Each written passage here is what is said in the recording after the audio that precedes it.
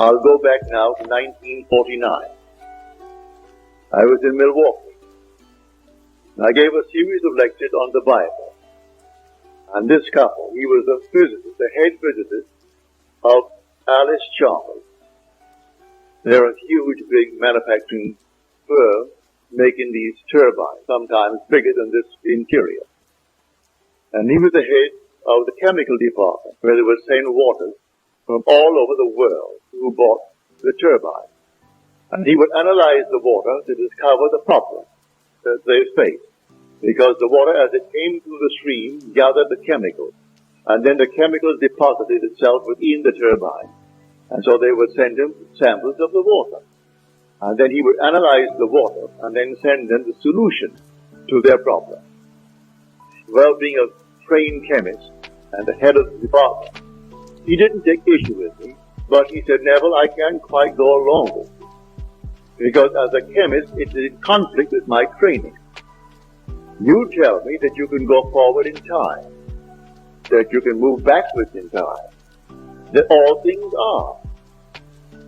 And everything is now, at this very moment. And yet you're telling me you can make things change, and it's in conflict with my training. We have a law known, said he, and we call it entropy. And entropy means that the past is fixed and unalterable. You cannot change it. If that could be changed, it throws everything out of kilter in my lab. I must know the past is unalterable, like braiding a lady's hair. And the braided part, that's fixed. The rest is future, not yet braided.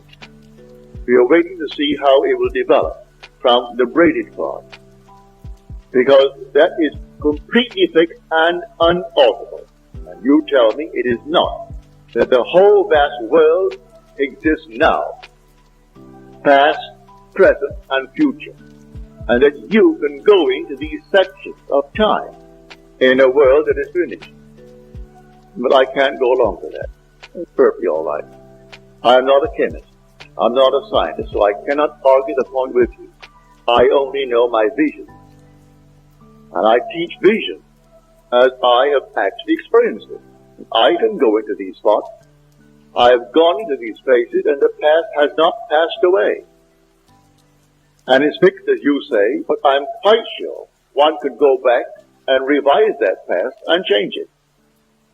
And I can go forward into the future that I do know and set it up to walk across a bridge of incident.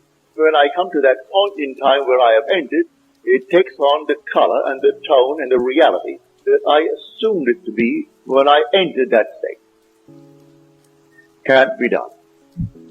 But he was a very honest man, as most of these fellows are. They're trained to be honest. How else do they achieve what they do achieve in science unless they're perfectly honest with themselves? Well, in the month of November, I received a letter from him.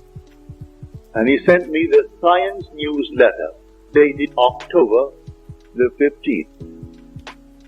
And it was all about the positrons. And the one who wrote it was Professor Richard Feynman. He was then professor of physics at Cornell University. 20 years later, only last year, they granted him the Nobel Prize in Physics for that paper. It took them 20 years to recognize what he said as theory back in 1949. And if I can quote it, this is it. The positron is a wrong-way electron. It's wrong way in every sense of the word. It moves backwards in time. It moves from where it hasn't been and speeds to where it was an instant ago.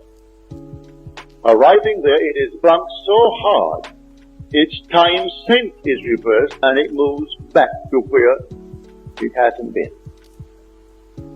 Now that is not Neville speaking, that is Professor Feynman. For that he got the Nobel Prize last year. He said it's not only backwards in that sense, but even it charges backwards. It's a positron, it's positive and not negative. And yet it is an electron. When they first observed it, or rather had it as theory, They did not want to admit it, but yet it fitted in with Einstein's theory, mathematically. So they had to in some way accept it, but no one had ever photographed it. Then came someone who photographed it in their studies of the cosmic rays. And here is the actual positron. It seemed as though two were developed at a certain point. And it wasn't, said he. There's one coming back, which was the positron. If it is bumped, it should be deflected and continue on its course, but deflected course. On the other hand, if it's bumped so hard, it's not deflected, it's reversed and moves forward in a normal manner to where it hasn't been. Well, I told him that I would sit at home and I would go into a section of time, even this year, for instance. This is now only April. I put myself in Christmas. I would feel the stores are all dressed for Christmas. I could hear the music of Christmas, all the carols. I'd walk through Saks Fifth Avenue in New York City, going to Best, going to the other, and I would feel all that I would feel if it were true that it's Christmas. That is the month of Christmas.